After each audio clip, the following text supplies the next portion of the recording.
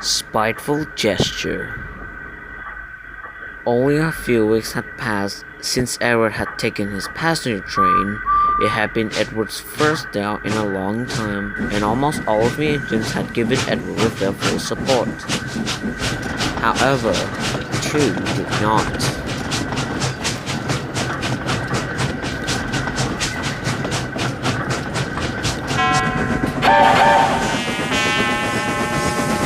Gordon and 98462 were quite displeased with Edward.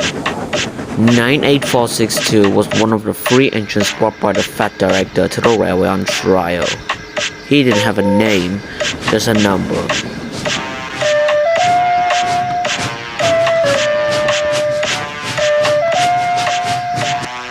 He and Gordon had a great deal in common. They're both rude and cocky. However, unlike Gordon, the engine never seemed to know when enough was enough.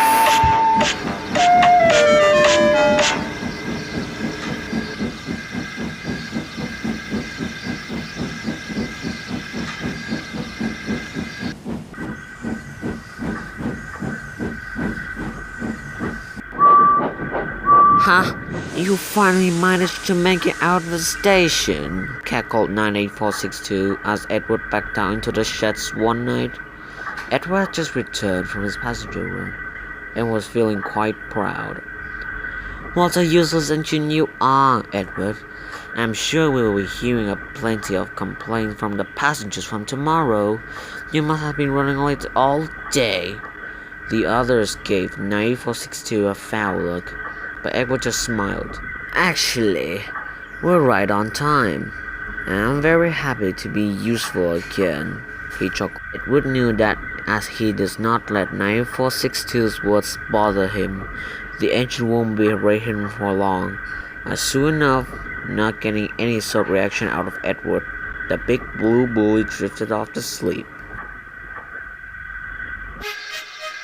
As Edward was now working regularly on passenger trains, the Fat Director extended the timetable to run later in the evenings. This now meant Edward, Gordon, and 98462 could be running from the passenger service all across the island. Edward has his doubts, but was determined to work his hardest.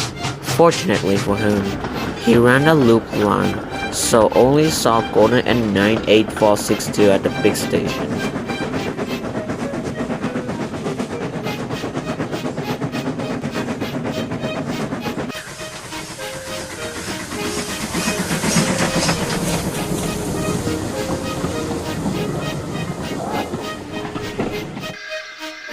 The weeks passed. Edward thought his train was getting heavier and heavier, or he was getting older and older. The other engines noticed this and offered to help. No, thank you, panted Edward. You have your own trains to manage. We can't upset the Fat Director's timetable. Little did Edward know, 98462 heard everything and made a plan.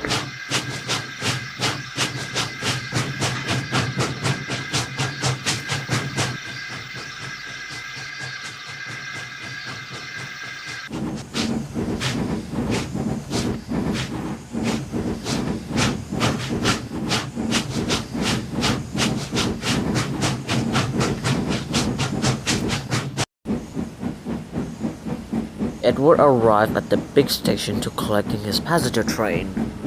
When he arrived, he saw there were no coaches.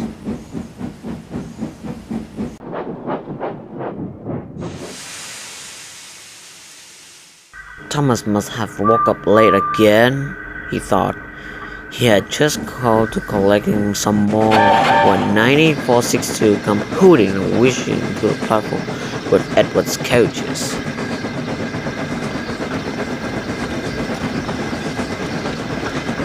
No need to fret, he said smoothly.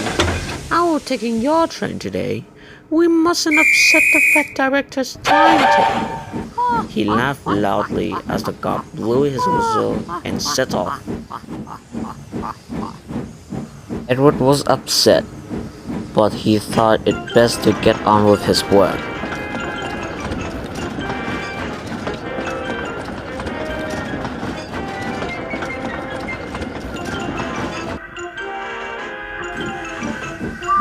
We don't need Edward anymore. I've proven I can manage 2 trains at once. Why keep him around when all he does get in your way? Edward helped build this railway that you run on, fumed Thomas. Without him, none of us would have a railway to work on. He's a thing of the past. Us bigger tendencies are faster, stronger and more up to date than an old iron. The next morning, he woke up earlier than usual to collect his coaches and make it to the platform before 98462.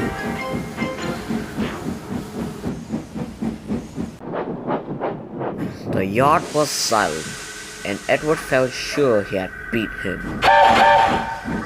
And what do you think you're doing? Fussed 98462. Edward tried to sound brave. Collecting my coaches for my passenger train. I don't think so, 98462 growled. You're nothing but slow and old. You're going to sit in the shed and wait to be sent away, or even better, scrapped. Before Edward could say another word, 98462 backed down into his line a couple of his coaches. Edward's heart sank, but not for long. And just what do you think you're doing? Collecting my train, sir. From what I've just seen, that is not the case at all.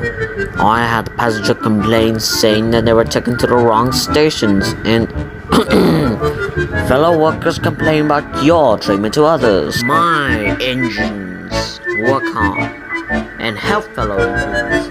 You've done neither of those. Let me remind you, I have brought you here on trial, and I can see you are not fit for my railway. You shall go back home to the other railway tonight. For now, I want you to go back to the sheds.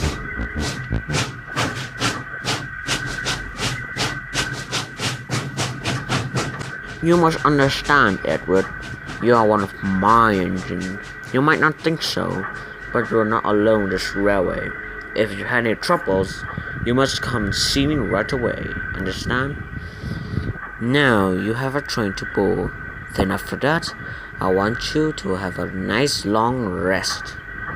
Thank you, sir, smiled Edward as he set off.